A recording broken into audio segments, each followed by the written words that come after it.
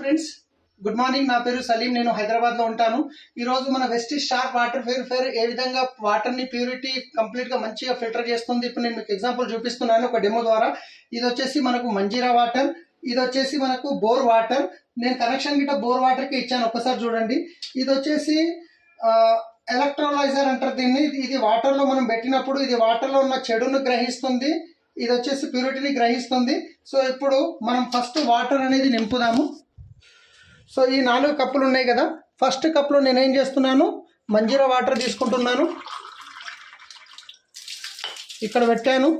Second కప్పులో Vestige sharp water ప్యూరిఫైయర్ది filter చేసిన water తీసుకుంటున్నాను.